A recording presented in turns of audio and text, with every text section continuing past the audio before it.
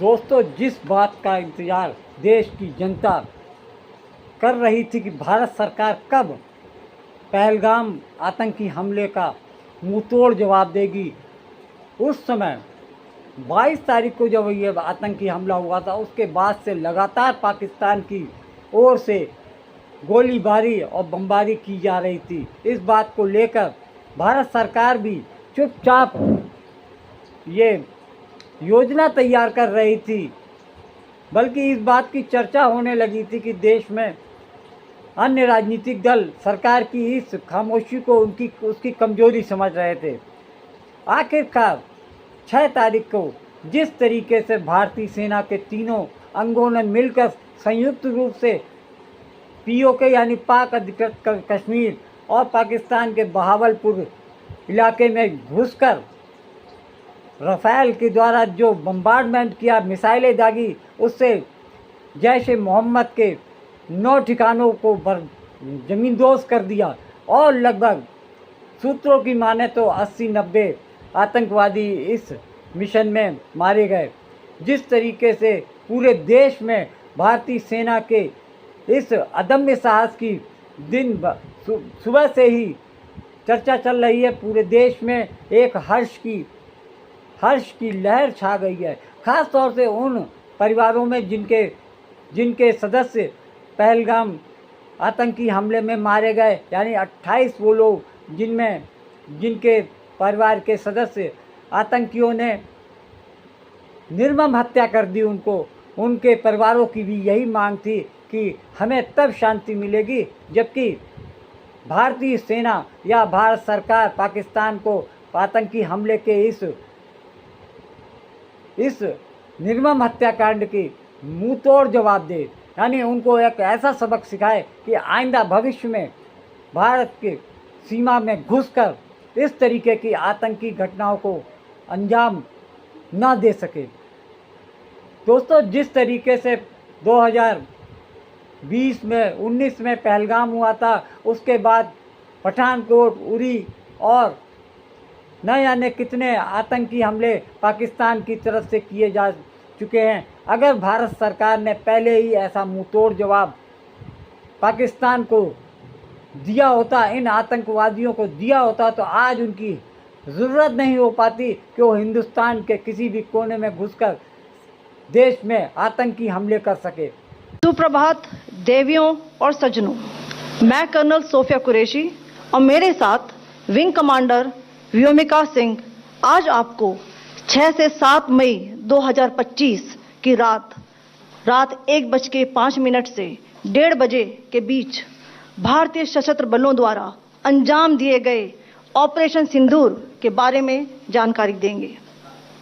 Operation सिंदूर 22 अप्रैल को पहलगाम में हुए विभत्स आतंकवादी हमले के शिकार मासूम नागरिकों व उनके परिवारों को न्याय देने के लिए लॉन्च किया गया था। इस कार्रवाई में 9 टेररिस्ट कैंप्स को टारगेट किया गया और पूरी तरह से इसे बर्बाद किया गया। पाकिस्तान में पिछले 3 दशकों से टेरर इंफ्रास्ट्रक्चर का निर्माण हो रहा है।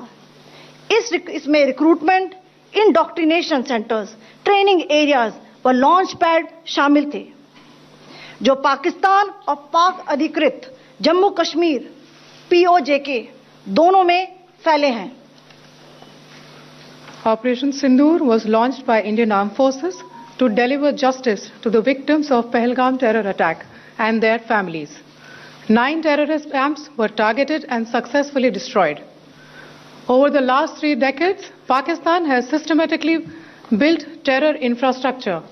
It is a complex web of recruitment and indoctrination centers, training areas for initial and refresher courses, and launch pads for handlers. These camps are located both in Pakistan as well as Pakistan occupied Jammu and Kashmir areas.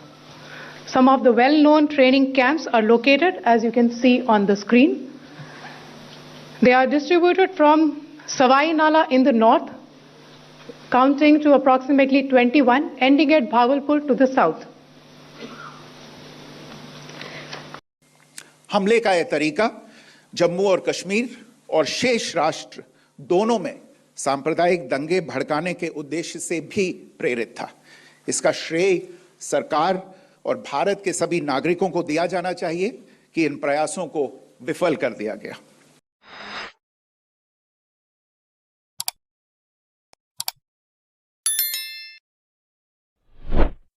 पिछले कई दिनों से ये एहसास हो रहा था कि कुछ बड़ा होने वाला है। सरकार अंदर ही अंदर पाकिस्तान को मुंहतोड़ जवाब देने के लिए, उसको सबक सिखाने के लिए गुपचुप मीटिंगें चल रही थी।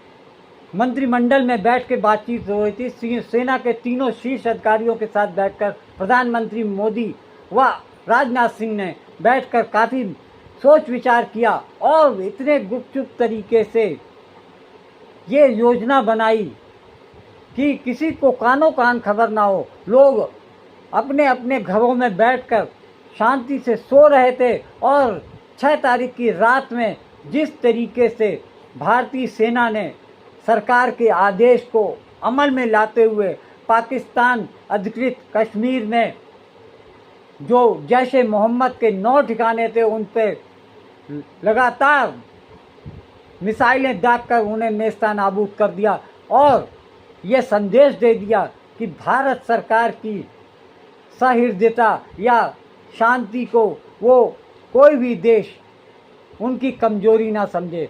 वैसे तो पूरे देश में ये चर्चा चल रही थी कि 7 तारीख को पूरे देश में एक रिहर्सल किया जाएगा, एक मॉक ड्रिल किया जाएगा, जैसे कि युद्ध के समय में किया जाता है कि ब्लैकआउट किया जाता है, लोगों को जानकारी दी जाती है। स्कूल कॉलेजों में जाकर इस तरीके के मॉक ड्रिल करके उनको जागरूक किया जाए कि अगर देश पे कोई हमला होता है तो उन्हें क्या करना होता है। हमें ऐसे मौके पर अपने देश के वीर जवानों और सेना के तीनों अंगों के जवानों और अफसरों के अदम्य साहस की जितनी भी तारीफ की जाए वो कम है। भारत माता की जय! भारत माता की जय! भारत माता की जय! It's been hours since Operation Sindoor took place. It is the biggest Indian non-war military strike in depth into Pakistan. As NDTV has been reporting since 2 a.m., minutes after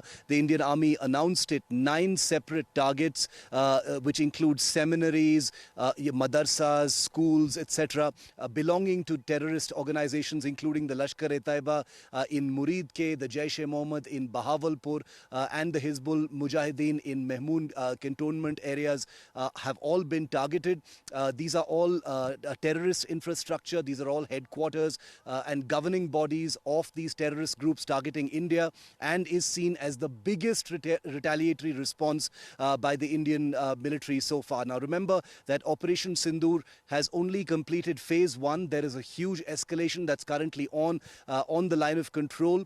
Huge heavy artillery fires taking place in the Kupwara sector as well as south of the Pir Panjal in the Rajouri, Poonch and Bhimber Gali sectors where the Pakistan Air Force has resorted to heavy artillery firing. The Indian Army obviously is firing back. There are reports of quite a bit of damage on the Indian side in Kupwara. There are some civilian deaths that have been reported, at least 3 of them in the Poonch Rajouri sector. We can confirm also through our sources in the army that extensive damage has happened on the Pakistani side.